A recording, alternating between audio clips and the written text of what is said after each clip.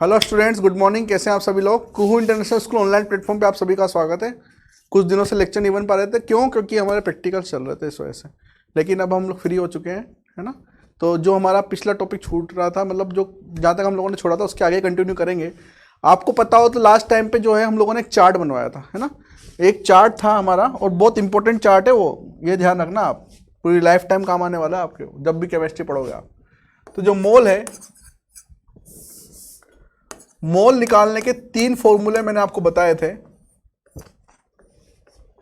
पहला फॉर्मूला तब काम आता है जब किसी का भार दिया हो, तो भार बटा अणुभार करके हम लोग मोल निकाल सकते हैं। दूसरा फॉर्मूला तब काम आता है जब किसी की इकाइयां दी हुई हो, एटम्स दिए हो, मॉलिक्यूल्स दिए हो, न्यूट्रॉन दिए हो, प्रोटॉन दिए हो, ठीक है। तो n/Na दी गई इकाइयां बटा Na। तीसरा फॉर्मूला तब काम आता है जब किसी का आपको क्या दिया हो, आयतन, किसी गैस का आयतन दिया हो STP पर, है ना। तो 1 मोल बराबर होता है 22.4। तो मोल निकालने का है कि जो आयतन आपको दिया हुआ है STP पर, उसको भाग दे दो आप किससे, 22.4 से। 3 फॉर्मूले हम लोगों ने देखे थे। ये तीनों फॉर्मूले आपस में इक्वल हो सकते हैं टाइम टू टाइम। ये फॉर्मूला, ये फॉर्मूला, ये फॉर्मूला, ये तीनों फॉर्मूले एक दूसरे के इक्वल हैं भाई, ठीक है। मोल से हम लोग निकाल सकते हैं अणुओं की संख्या, और वो मैंने बताया था किस तरीके से निकाला जाएगा कि अणुओं की संख्या को आप क्या कर दो, गुणा कर दो, किससे, आवोगाद्रो संख्या से। अणुओं की संख्या के बाद में आपसे पूछा जाए परमाणु की संख्या, तो आप क्या कर सकते हो, यहां तक निकाल लो, उसके बाद में आप किससे गुणा कर दो, परमाणुकता से। परमाणुकता होती है किसी भी यौगिक में या फिर अणु में कुल परमाणु की संख्या को परमाणुकता कहते हैं, ठीक है। यहां से इधर पहुंचना है, गुणा करते चलो, और ऊपर पहुंचना है तो भाग देते चलो, भाग बाय Na। और यहां पे किससे भाग देना है, परमाणुकता से। ये पूरा चार्ट मैंने आपको एक्सप्लेन किया था, ठीक है। ये चार्ट आपको याद रखना हमेशा, क्लियर। अब कुछ क्वेश्चन भी हम लोगों ने किए थे, जैसे क्वेश्चन मैंने आपको कराया था 49 ग्राम ऑफ H2SO4, शायद ये कोई क्वेश्चन था जिसके अंदर हम लोगों ने परमाणु की संख्या निकाली थी अलग अलग, ठीक है। अब देखो और क्वेश्चन करते हैं। क्वेश्चन है 10⁻22 O2 परमाणुओं में परमाणुओं का भार ज्ञात करो। इतने परमाणुओं का भार ज्ञात कर सकते हैं इसको, ठीक है। 10⁻22 O2 परमाणु का भार ज्ञात करो। इजी है, कैसे करेंगे कि देखो, हमें पता है कि 1 मोल अगर मैं O2 की बात करूं तो इसके 2 मतलब निकाले जाएंगे। एक तो 6.02 इंटू 10⁻23 परमाणु, और दूसरा मतलब निकाला जाएगा इस 1 मोल O2 का परमाणु भार, मोलर द्रव्यमान। वो मोलर द्रव्यमान कितना होगा, 32 ग्राम, है ना। एक ऑक्सीजन का 16 होता है, दोनों को जोड़ देंगे 32 आएगा। तो इसका मतलब यह हुआ कि 6.02 इंटू 10⁻23 परमाणुओं का भार 32 ग्राम आता है, ठीक है। तो एक परमाणु का भार, ऑक्सीजन के एक परमाणु का भार कितना आ जाएगा, 32 बटा 6.02 इंटू 10⁻23। तो हमसे पूछ रहा है, बताइए 10⁻22 O2 परमाणु का भार कितना होगा, ठीक है। O2 अणु के 10⁻22 अणुओं का, सॉरी, परमाणु का भार कितना होगा। तो 10⁻22 परमाणु का भार हो जाएगा 32 बटा 6.02 इंटू 10⁻23 इंटू 10⁻22, ठीक है। इसको सोल्व कर लेना आप, 10⁻22 परमाणु का भार आपके पास में आ जाएगा, सिंपल है, ठीक है। दूसरा तरीका क्या है, ये तो पहला मेथड था करने का। दूसरा तरीका क्या है कि हम लोगों को इकाई दे रखी है। सेकंड मेथड ये है कि हम लोगों को दे रखी इकाई कितनी, 10⁻22 परमाणु O2 के। हम सबसे पहले क्या निकाल लेते हैं, इसके मोल। ठीक है, अब देखो हम लोग जानते हैं मोल के दो फॉर्मूले हैं, एक तो N/Na और दूसरा फॉर्मूला है W/mW, है ना। दिए गए इकाई बटा अवोगाद्रो संख्या और भार बटा अणुभार। ठीक है, हमसे ये पूछा हुआ है, ये हमें पता है कितना होता है 32, ये हमें पता है कितना होता है 6.02 × 10⁻23, ये हमें दिया हुआ है कितना 10⁻22। देखो अब निकालना क्या है W, दो फॉर्मूले का इक्वल करके कि हम लोग क्वेश्चन कर सकते हैं। ये इधर चला जाएगा तो 10⁻22 × 32 बटा 6.02 × 10⁻23। देखो ये की ये कैलकुलेशन है, ये की ये कैलकुलेशन है। देखो ये वाली और ये वाली सेम है, तो इतना लंबा नहीं करना चाहते तो दो फॉर्मूले को इक्वल कर भी क्वेश्चन कर सकते हैं। ठीक है, कंडीशन लगेगी, फॉर्मूले इक्वल हर जगह नहीं करने, आपको देखना है कि वहां पर दो रिलेशन तो नहीं दे रखे। अगर दो रिलेशन दे रखे हैं तो दो फॉर्मूले को इक्वल कर दो, आंसर आ सकता है। क्लियर, आगे चलते हैं। अगला क्वेश्चन है कि 22 ग्राम CO2 में प्रोटॉन की संख्या ज्ञात करो। ठीक है, प्रोटॉन की संख्या ज्ञात करनी है। तो जब भी ऐसे क्वेश्चन आए आपके पास में, प्रोटॉन की संख्या ज्ञात करो, इलेक्ट्रॉन की संख्या ज्ञात करो, न्यूट्रॉन की संख्या ज्ञात करो, तो स्टेप बाय स्टेप चलना है चार्ट के अकॉर्डिंग। ठीक है, सबसे पहले आपको क्या निकालने हैं, मोल। सबसे पहले आपको निकालने हैं बच्चों मोल। तो जो मोल है कैसे निकालोगे, जब आपको भार दिया हो तो आप मोल कैसे निकालोगे, भार बटा अणुभार। ये भार CO2 का अणुभार मैं निकालना सिखा चुका हूं सारे बेसिक्स में, है ना। तो कार्बन जो है वो 12, ऑक्सीजन का 16, 16 दूनी 32, तो कितना हो जाएगा ये 44। तो 22 बटा 44, मोल कितने आ गए 1/2। ठीक है, मोल आ गए।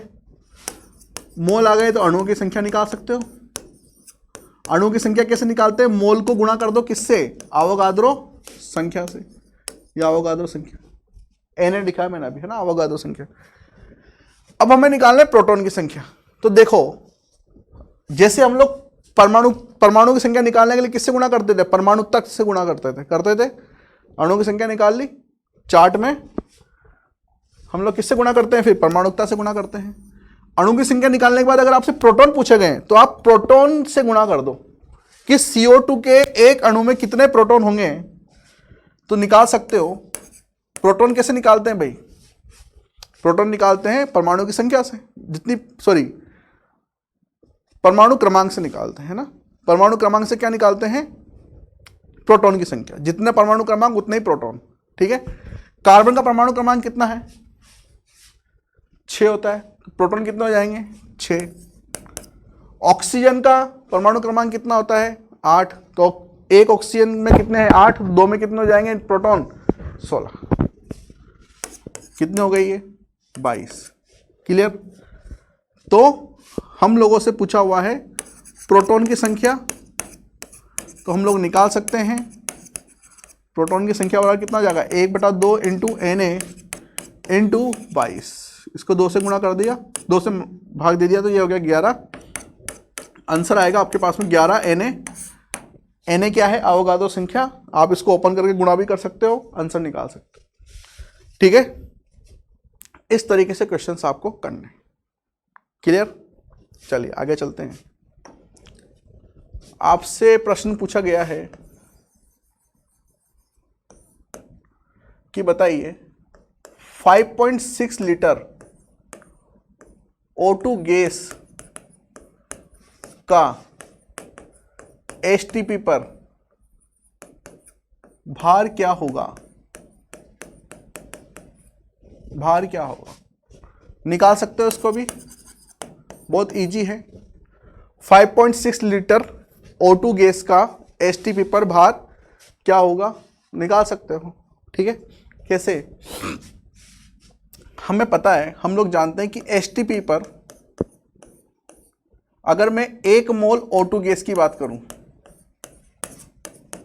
तो इसके दो मतलब निकल सकते हैं। एक तो भार के रूप में 32 ग्राम, दूसरा आयतन के रूप में 22.4 लीटर। तो इसका मतलब क्वेश्चन में हमसे जो पूछा गया है उसको निकाल सकते हैं इजीली कि 22.4 लीटर O2 गैस का एसटीपी पर भार होता है 32 ग्राम। यहां से पता चल रहा है हमें 22.4 लीटर O2 गैस का एसटीपी पर भार कितना होता है, 32 ग्राम।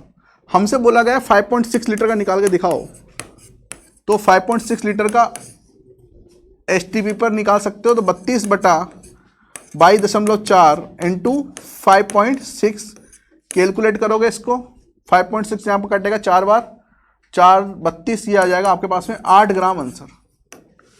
ठीक है, अब या तो आप इस मेथड से करो या सेकंड मेथड क्या करना है आपको, मोल के दोनों फॉर्मूले इक्वल कर दो। अब बात आती है कौन कौन से फॉर्मूले इक्वल करेंगे, तो एक तो आयतन की बात की गई है, भार की बात की गई है, तो जिसमें आयतन आता है जिसमें भार आता है वो दोनों फॉर्मूले आप इक्वल कर दो, तो आपका काम ये कि ये कैलकुलेशन आएगी आपके पास में लास्ट, चाहे करके देख लो। सेकंड मेथड देखो, सेकंड मेथड में हम लोग क्या करेंगे, दोनों फॉर्मूले इक्वल करेंगे, आयतन बटा 22.4 लीटर एसटीपी पर बराबर दिया गया भार बटा अणुभार ऑक्सीजन का। ठीक है, तो ऑक्सीजन का अणुभार कितना होता है भाई 32, और इसका आयतन कितना दिया हुआ है हमें 5.6, सारे मान यहाँ रख दो, W निकल जाएगा, तो W बराबर आपके पास में आएगा, W बराबर आएगा 5.6 बटा 22.4 इंटू 32। देखो ये की ये कैलकुलेशन है, ये की ये कैलकुलेशन 8 ग्राम आएगा। ठीक है, तो या तो उस मेथड से कर दो आप, यूनिटरी मेथड से, मैथ्स वाले से, या फिर आप जो है फॉर्मूला बेस्ड करना चाहते हो फॉर्मूला बेस्ड कर लो, जैसे आपका मन करे वैसे कर लो। ठीक है, लेकिन अगर आप बोर्ड में कर रहे हो, बोर्ड पेपर्स में, तो आप इस मेथड से करो, और अगर आप ऑब्जेक्टिव क्वेश्चंस कर रहे हो तो फिर वो करने की जरूरत नहीं, आप फाइनल यहां से करो, फटाफट होएगा। क्लियर, कैलकुलेशन आपको देखनी है किस तरीके से आप स्पीड में काम कर सकते हैं। ठीक है, मैं हर क्वेश्चन 2 मेथड से करके दिखा रहा हूं, लेकिन आपको चूज करना है किस मेथड से आपका क्वेश्चन करना है, किससे आपका फास्ट कर सकते हो कैलकुलेशन। अगला क्वेश्चन देखो, अगला क्वेश्चन लिखिए, निम्नलिखित में से सर्वाधिक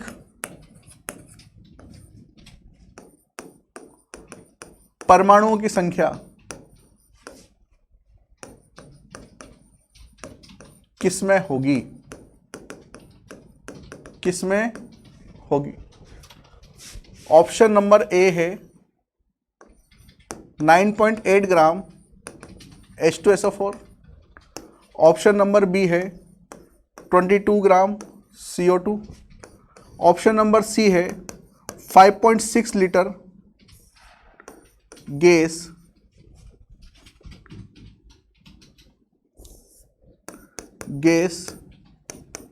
NH3 एसटीपी पर, और ऑप्शन नंबर डी है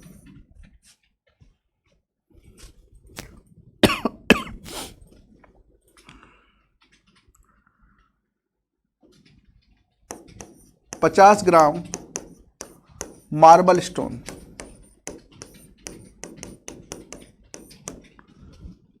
ये 4 ऑब्जेक्ट्स ऑप्शन आपको दिए हुए हैं, और इसके अंदर आपको निकालना निम्नलिखित में से किसमें परमाणु की संख्या सबसे ज्यादा है। जब भी ऐसे क्वेश्चन आए तो हमेशा ध्यान रखना कैलकुलेशन सबसे लास्ट में कीजिए। अगर आप हर स्टेप पे कैलकुलेशन करेंगे तो जब तक आप क्वेश्चन तो आप लोग कर लेंगे, लेकिन जितने क्वेश्चन आप एक क्वेश्चन में जितना टाइम लगाएंगे आपसे ज्यादा 4 बच्चे आगे पहुंच जाएंगे, 4-4 5-5 क्वेश्चन करके। तो कैलकुलेशन सबसे लास्ट में। देखो हमें पता है कि परमाणु की संख्या अगर निकालनी है तो चार्ट के पास जाओ और चार्ट आपको बोल रहा है कि परमाणु की संख्या निकालने के लिए सबसे पहले मोल निकालो, फिर अणुओं की संख्या निकालो, तो अपने आप कहाँ पहुंच जाओगे, परमाणु की संख्या पहुंच जाओगे। ठीक है, हम भी बिल्कुल वही करने वाले हैं, चार्ट को फॉलो करेंगे। 9.8 ग्राम H2SO4 का मतलब यह है कि दिया हुआ है हमें भार, जब भी भार दिया जाए और मोल निकालने हैं तो भार को किससे भाग दे दो, परमाणु उसके अणुभार से। तो H2SO4 का अणुभार अभी जस्ट निकाला हम लोगों ने, कितना होता है 98, तो भार बटा अणुभार 9.8 बटा 98। ठीक है, ये मोल निकल गए। मोल को किससे गुणा कर दो, अवोगाद्रो संख्या से, तो क्या निकल जाएंगे, अणुओं की संख्या निकल जाएगी। ठीक है, उसके बाद में हमें निकालना है परमाणु की संख्या, तो किससे गुणा कर दो आप, उसकी परमाणुकता से। H2SO4 की परमाणुकता कितनी होती है, निकाल सकते हो 2, 1 3, 3 और 4 7। ठीक है, दूसरा देखो 22 ग्राम CO2 का मतलब यह है कि यहां पर जो ये भार है इसको बट्टा भाग दे दो आप किससे, इसके परमाणु भार से, इनटू Na। क्यों कर रहा हूं, क्योंकि मुझे क्या निकालनी है, अणुओं की संख्या, इनटू परमाणुकता कितनी है इसकी 3। ठीक है, इन दोनों को कंपेयर कर सकते हो किसमें ज्यादा होंगे। अगला देखो 5.6 लीटर गैस NH3 पर 5.6 लीटर दिया गया आयतन बटा 22.4 STP पर, इनटू Na इनटू उसकी परमाणुकता कितनी है, NH3 की परमाणुकता 4। बिल्कुल वही है फॉर्मूला, मतलब ये मोल निकाल लिए, ये अणुओं की संख्या, फिर परमाणुकता, वही कर रहे हैं हर जगह पर। क्योंकि परमाणु की संख्या निकालनी हमें तो हम लोगों को चार्ट के पास जाना पड़ेगा। चार्ट हमें बोल रहा है पहले मोल निकालो, फिर अणुओं की संख्या, फिर परमाणु की संख्या, तो बिल्कुल वही कर रहे हैं। सबसे पहले मोल निकाल लिए, फिर Na से मल्टीप्लाई करके अणुओं की संख्या, फिर परमाणु की संख्या परमाणुकता से गुणा करेंगे। यहां पर देखो अगला मार्बल स्टोन। मार्बल स्टोन का फॉर्मूला आपको पता होना चाहिए, बचपन से पढ़ते आ रहे हो 10th क्लास से, CaCO3 कैल्शियम कार्बोनेट। ठीक है, 50 ग्राम दिया हुआ है, तो भार बटा अणुभार, इसका अणुभार कितना हो जाएगा कैल्शियम कार्बोनेट का, निकाल सकते हो आप लोग, निकाल लेना, इसका 100 ग्राम आएगा। ठीक है, 50 बटा 100 इंटू Na इंटू इसकी परमाणुकता कितनी है, परमाणुकता कैल्शियम 1 कार्बन 1, ठीक है, और ऑक्सीजन 3, टोटल मिलाकर 5। अब देखो इन चारों को कंपैरिजन कर सकते हो आप, किस में आएगा, ये आएगा 1/4, 4 से 4 कट जाएगा, यहाँ पर आएगा Na। ठीक है, यह आएगा 1/2, 2 से 5 कटेगा 2.5 Na। क्लियर, ये कटेगा 2 बार, तो यह आएगा 1.5 Na। इसको देखो 9.8 या 0 आएगा, ये कट जाएगा, तो 0.7 Na। बताओ इन चारों में से कौन बड़ा है, 0.7 Na, 1.5 Na या फिर 2.5 Na? इन चारों में से कौन बड़ा है? 50 ग्राम मार्बल स्टोन में सबसे ज्यादा परमाणु की संख्या होगी। ठीक है, Na को खोलने की जरूरत ही नहीं पड़ी। लेकिन कुछ बच्चे क्या करते हैं, हर जगह हर स्टेप में कैलकुलेशन करेंगे।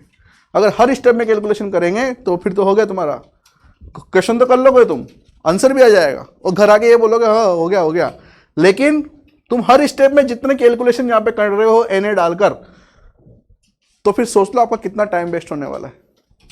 क्लियर, तो हम लोग Na की वैल्यू डालकर उसको सोल्व नहीं करेंगे, हम लोग लास्ट में जाके देखेंगे, क्योंकि Na तो सब में कॉमन है ना, यहाँ 0.7 रहा, 1.5, यहाँ 1, यहाँ 2.5, तो सबसे ज्यादा कहाँ निकल गए एटम्स, 50 ग्राम मार्बल स्टोन। Smart calculation. ठीक है, तो आजकल इतना रखते हैं बच्चों, कल फिर मिलते हैं क्वेश्चंस के साथ में। इसमें बहुत सारे अलग अलग टाइप के क्वेश्चंस हैं, तो करते चलेंगे हम लोग। ठीक है, तो कल फिर मिलते हैं। Thank you very much.